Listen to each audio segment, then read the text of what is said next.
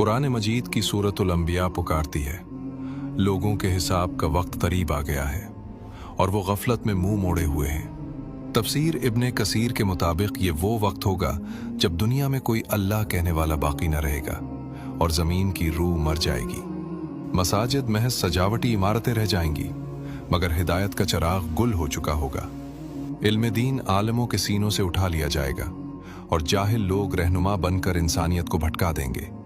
जब जमीन पर शिर्क, बुत परस्ती और जुल्म की स्याही हद से बढ़ जाएगी तो रब्बे कायनात का गजब हरकत में आएगा। कायनात का टिकिंग क्लॉक अब अपने आखिरी लम्हात की तरफ बढ़ रहा है। मगर अल्लाह जो अपने बंदों से 70 माओं से ज्यादा प्यार करता है, वो अपने वफादारों को तन्हा नहीं छोड़ेगा। खुदाई मंतिक यहाँ अपना कमाल दिखाती है कि क़यामत की हौलनाकियां सिर्फ बदतरीन लोगों के लिए मखसूस हैं। सही मुस्लिम की हदीस के मुताबिक यमन की तरफ से एक निहायत लतीफ़ और मुश्क से ज़्यादा खुशबूदार हुआ चलेगी। तफसीर इब्ने कसीर बयान करती है कि ये हुआ इतनी बारीक होगी कि अगर कोई मोमिन किसी पहाड़ के गार में भी छुपा होगा तो ये वहां पहुंचकर उसे छू लेगी।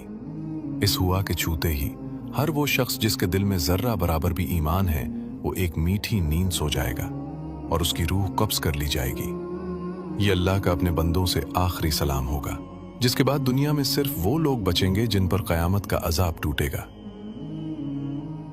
अचानक निज़ाम शमसी का तवाज़ुन बिगड़ जाता है। सूरज अपने कदीम रास्ते को छोड़कर मगरिब की गहराइयों से नमूदार होगा।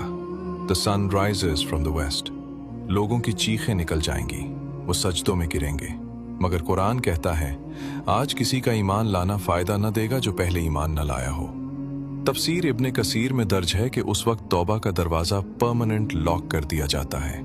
इसी अफरा तफरी में सफ़ा की पहाड़ी फटेगी और दाबतुल अर्ज़ नमूदार होगी।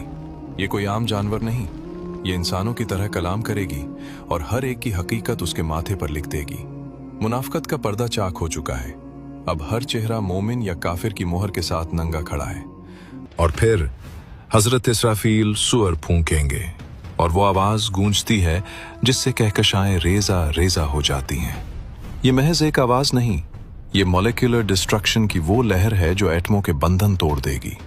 कुरान फरमाता है, जब सूरज लपेट लिया जाएगा, जब सितारे बेनूर होकर झड़ पड़ेंगे और जब पहाड़ चलाए जाएंगे।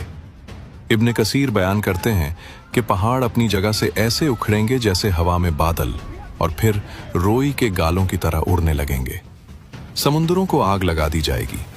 पानी हाइड्रोजन और ऑक्सीजन में तकसीम होकर शोलों के समंदर में बदल जाएगा। आसमान सुर्ख चमड़े की तरह फट जाएगा और पूरी कायनात एक